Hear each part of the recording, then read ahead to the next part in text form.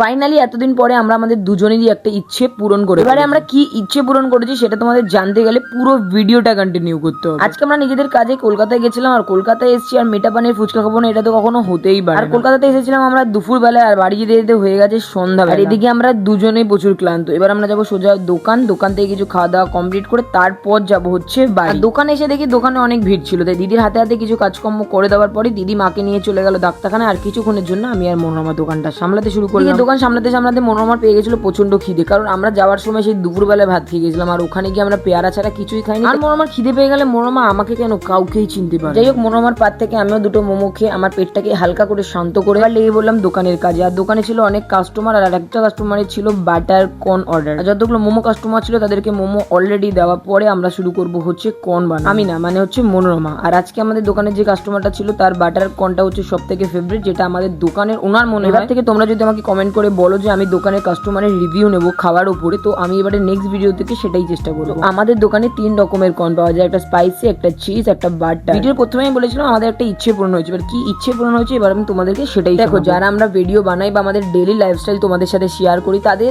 অনেক কিছু এমন পছন্দ থাকে যেগুলো হয়তো ভিডিওর সাথে সাথে কিনে ওঠা সম্ভব হয়। ফাইনালি আমরা অনেক দিন পর আমাদের প্রথম মাইক আমরা কিনে ফেলি। আশা করছি তোমাদের ভালোবাসায় আমরা আরো এইভাবে এগিয়ে যাবো। তো আজকের জন্য এইটুকুনি। ভিডিওটা ভালো লাগলে like, comment, share and subscribe করে দিও। দেখা হচ্ছে নেক্সট ভিডিওতে। টাটা।